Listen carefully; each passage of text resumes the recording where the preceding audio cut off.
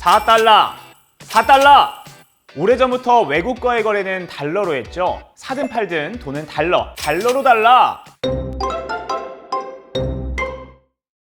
인간은 아주 오랜 옛날부터 필요한 것을 얻기 위해서 내가 가진 무언가를 줘야 했어요. 그것이 화폐죠. 물건과 물건을 교환하는 물품 화폐에서 시작해 금은 동 등 귀한 금속이 화폐의 기능을 했습니다. 그때는 무게를 재서 무거울수록 가치가 컸죠. 그런데 지폐의 경우는 달라요. 서로의 가치를 인정하지 않으면 그냥 종이일 뿐인 지폐의 가치를 인정하기까진 이런 과정이 있었습니다. 금속을 일일이 들고 다니긴 불편하잖아요. 그래서 11세기 중국인들은 은과 교환이 가능한 지폐를 썼어요. 은행의 한자 뜻을 풀어보면 은의 이동인 이유도 이거죠. 그렇다면 그 은은 어디서 왔느냐? 스페인에서 들어왔어요. 당시 은광이 어마어마해서 찍고 또 찍을 수 있었대요. 게다가 아시아에서는 아주 인기가 좋았죠. 덕분에 바로 그 스페인 은화가 가장 널리 사용되는 기준통화, 즉 기축통화가 됩니다. 그러다 잘 나가던 스페인의 무적 함대가 영국에게 패하게 되면서 스페인 제국이 내리막길을 탔고, 그 다음 바통은 해가 지지 않는 나라 영국의 파운드화가 장악했어요. 이때부터 금을 파운드 지폐와 바꿀 수 있게 하면서 금을 기준으로 각 나라 화폐의 가치를 결정하고 서로 간의 상대적 가치를 결정하기도 해요. 그렇게 금을 기준으로 삼는 금본위 제도를 시작합니다. 미국 달러는 금 1온스당 20.67달러,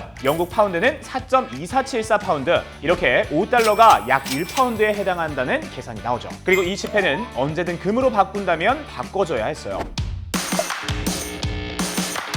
19세기, 이때는 영국의 힘이 가장 클 때였는데요. 남극을 뺀 모든 대륙에 식민지를 갖고 있을 정도였죠. 본토가 밤이라도 세상 어딘가 식민지 중 하나는 낮이라며 해가 지지 않는 나라란 수식어도 붙었습니다. 그때 가장 힘이 있던 화폐는 당연히 영국의 파운드였고, 파운드가 국제거래의 중심 역할을 했죠. 즉 기축통화가 되었습니다. 하지만 지금 우리에게 파운드는 조금 생소한 느낌이죠. 파운드와 영국, 그리고 세계의 운명을 바꾼 사건이 일어났기 때문입니다. 역사 속 굵직한 사건이죠. 1914년 제1차 세계대전, 영국은 전쟁에서 이기기 위해 막대한 돈을 썼습니다. 전쟁이 일어나면서 군함, 탱크, 각종 무기를 만들고 사느라 더 이상 지폐와 바꿔줄 금이 부족해졌죠. 결국 1931년 영국은 금본위제를 폐지하고 정부의 신용으로 돈을 발행하는 관리통화체제로 바꿉니다. 그 시기에 미국은 무기 판매를 통해 엄청난 돈을 벌었어요. 이어서 발생한 제2차 세계대전을 겪으면서는 완전한 승자로 자리를 굳혔고, 미국이 무역강국이 되면서 세계 여러 곳에서 자연스럽게 달러를 써요. 제2차 세계대전이 막바지에 접어들었을 1944년 7월, 전쟁 후 경제 회복을 위해 미국 유햄프셔 브레튼우즈 호텔에 44개국 대표가 모입니다. 일단 무역 장벽을 낮추기로 했죠. 당시엔 물건을 사고 팔 때 기준이 되는 게 금이었어요. 일정한 무게의 금을 두 나라 화폐의 가치로 바꾸고 이를 비교해서 환율을 정했죠. 그런데 이 기준을 돈의 가치가 변동이 없는 화폐까지 포함시키자는 말이 나왔어요. 그러자 미국이 당당히 말했죠.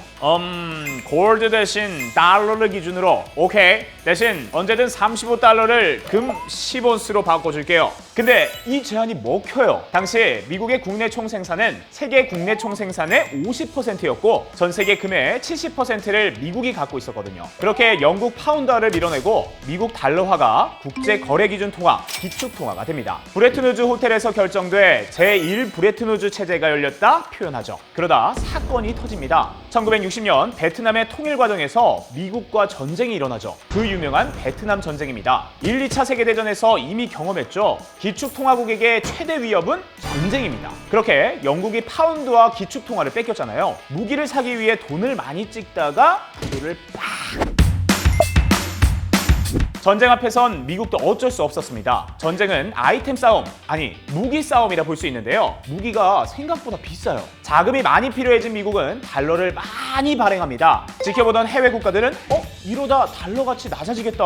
까딱하면 내 달러 금으로 못 바꾸는 거 아니야? 다들 눈치 빠르잖아요. 냄새를 맡은 각 나라들이 달러를 갖고 달려가요. 내 달러 금으로 바꿀래요. 그런데 당시 대통령 닉슨이 황당한 대답을 합니다. No gold. 나 금 없어. 이제 달러 가져와도 금으로 안 바꿔줘. 아니 이게 무슨 경우죠? 1971년 8월 15일 닉슨의 백제라식 발표는 너무 충격이라서 닉슨 쇼크라 부릅니다. 하지만 여기서 흔들렸다면 지금의 미국은 없었겠죠. 선진 10개국이 미국 워싱턴 스미소니언 박물관에 모입니다. 여기서 스미소니언 협정을 맺는데요. 내용은 이렇습니다. 금 1온스의 가치를 35달러에서 38달러로 전환한다. 환율 체제는 고정 환율제를 유지하되 미국 달러를 기준으로 기준율을 도입한다. 각국 통화의 변동 환율 폭을 기존의 1%에서 2.25%로 확장한다. 이게 뭐예요? 원래 미국의 달러를 기축 통화로 정한 조건은 가진 금만큼만 달러를 찍겠다는 건데 그 약속을 맘대로 어긴 미국을 향한 응징은 1도 없었습니다. 오히려 앞으로는 미국이 금이 없어도 달러 오케이 기축 통화로 인정하자 결정한 거죠. 완전 미국 위주죠. 하지만 제2차 세계대전 후 미국이 유럽에게 워낙 통 크게 원조를 해줬으니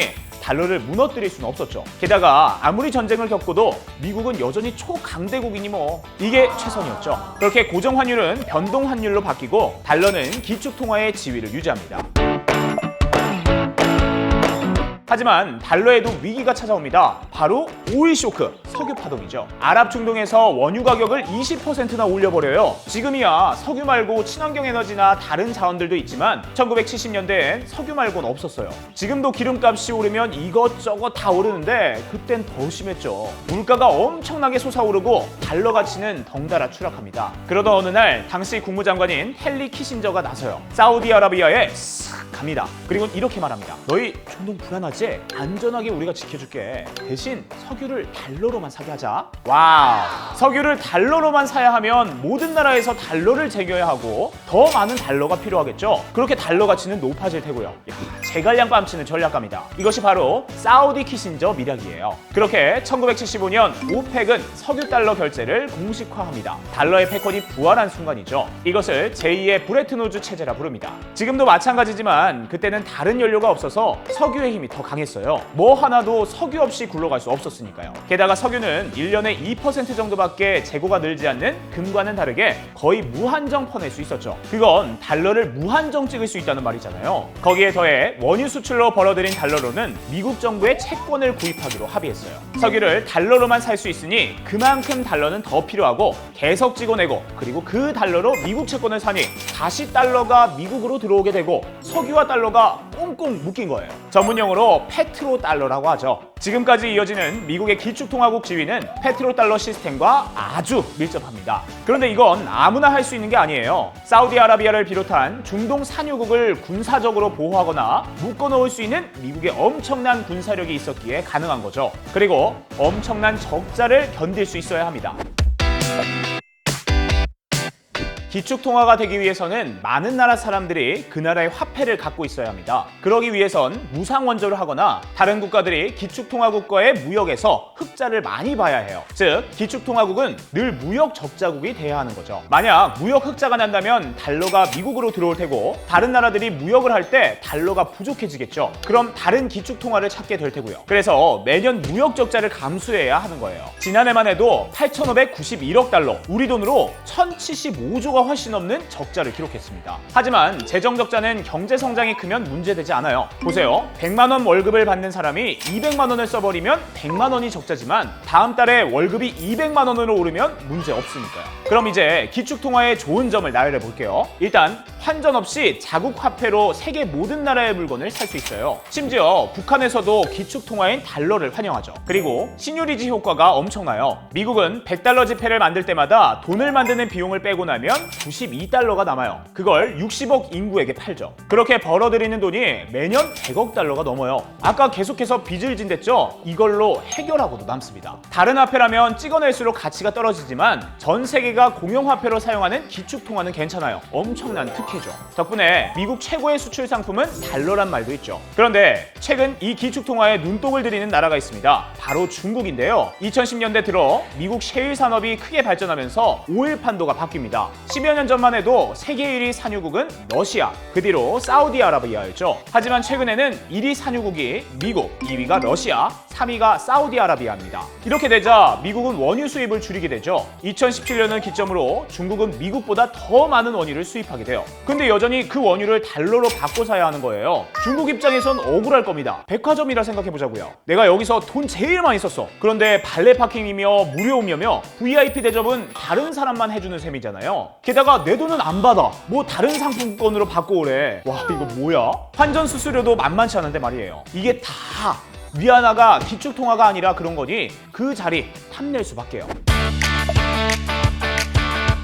적극적으로 움직인 중국은 2020년 7월 영국 브리티시 페트롤리엄에서 원유 300만 배럴을 위안화로 샀습니다. 달러가 아닌 돈으로 원유를 거래한 첫 사례죠. 중국은 빚도 적고 재정도 비교적 안정적입니다. 하지만 가장 큰 걸림돌은 정치 체계예요. 공산주의 국가잖아요. 전 세계에서 사용하는 통화가 되려면 환율이 국제 외환 시장에서 자유롭게 결정될 수 있어야 하는데 정부가 환율을 통제하고 있습니다. 그리고 기축통화국의 자리를 유지하는 것은 결코 공짜가 아닙니다. 지금도 미국은 중동을 비롯한 세계 각지의 평화 유지를 위해 군대를 보내고 여러 비밀스러운 작전을 통해 타국의 정치에 개입하며 대내외적인 비난을 받습니다. 또한 세금으로 유지되는 미군을 유지하고 그 군대에서 젊음을 바치는 헌신이 바탕에 있죠. 기축통화국이 된다는 건 미국을 능가하는 군사력을 갖고 미국의 패권을 빼앗아온 후 세계의 경찰의 노릇을 한다는 말과 크게 다르지 않습니다. 전 세계 외환거래액 비중도 살펴봐야 하는데요. 지난 1월 국제은행 간 통신협회에 따르면 미국의 달러가 39.92%로 당연히 1위, 유로가 36.56%로 2위입니다. 1, 2위 이후로는 숫자가 뚝 떨어져요. 영국의 파운드가 6.3%, 중국의 위안화는 그 다음 3.2%를 차지하고 있습니다.